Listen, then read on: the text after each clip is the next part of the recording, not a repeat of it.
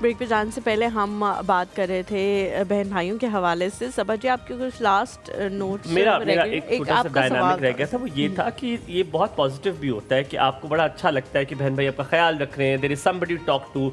किसी के साथ आप ये देखे बगैर सोच लेते कि बहन भाई कभी भी जिंदगी में आपका राज कभी किसी दूसरे उस शख्स को नहीं बताएगा जो आपका दुश्मन होगा, कम से कम इतना एतबार होता है। तो ये भी एक बड़ा अच्छा एक खूबसूरत रिलेशनशिप है। तो उसके हवाले से आप क्या कहेंगी? Do you feel the same? आपके रिश्ते में भी ऐसी कोई जुज़ है? बिल्कुल ऐसे ही है, बिल्कुल ऐसे ही है। मतलब अगर अच्छा एक बेस्ट चीज़ मैं बताना चाहती हूँ, अगर हम बहन भाइयों में ने किसी को कोई एडवाइस चाहिए होती है ना, तो वो जस्ट लीव अ मैसेज। मतलब क्योंकि व्हाट्सएप पे हम कनेक्ट होते हैं, तो एवरी सेकेंड डे हमारी कॉल्स होती हैं। तो मेरे बड़े भाई हैं, तो वो अक्सर मुझे कॉल करते हैं फॉर एडवाइस।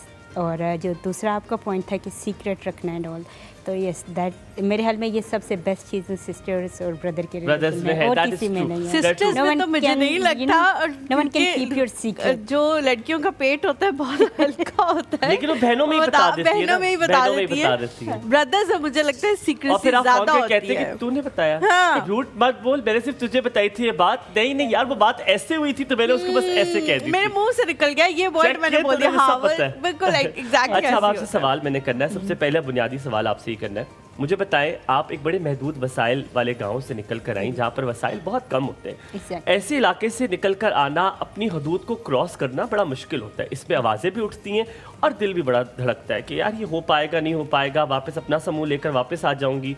इस सब को कैसे क्रॉस किया? Well I started my journey back to 2011। ठीक है, 2011 में स्टार्ट किया एंड बहुत सारे चैलेंजेस थे, बहुत ज़्यादा थे।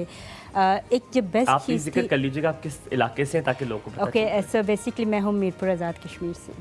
ठीक है, मीरपुर के करीब एक हमारा गांव है, जातला नाम है उसका, तो मैं जातला से हूँ। जातलाना? यस, जातला।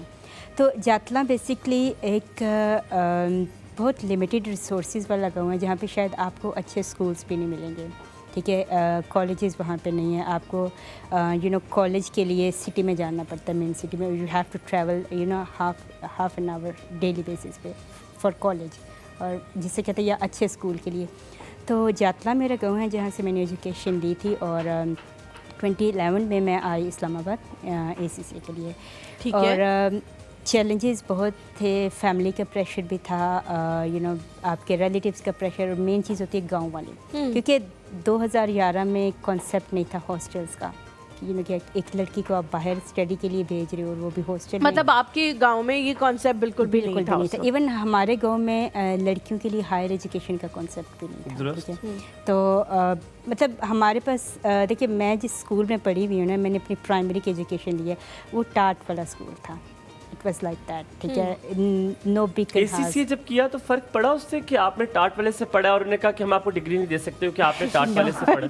बिल्कुल नहीं पढ़ा। यही चीज़ मैं कहना चाहती हूँ कि जब बिल्कुल लिमिटेड रिसोर्सेज के साथ स्टार्ट किया, चैलेंजेस फेस किए, प्रेशर था, फैमिली पे भी प्रेशर आता, ख़ानदान वालों का आता है, कि आप अपनी बेटी को बाहर क्यों भिजवा रहे हो, किसी और सिटी में क्यों भिजवा रहे हो। सबा ACCA जो है ना, it's a different kind of degree भी, मतलब कुछ प्रोफेशनल डिग्री। और बहुत सारे लोग जो हैं जब इस तरह के बैकग्राउंड से आते हैं तो उनके 4-5 सीधा डिग्रीज का पता होता है, इंजीनियरिंग है, डॉक्टर है, लॉयर है।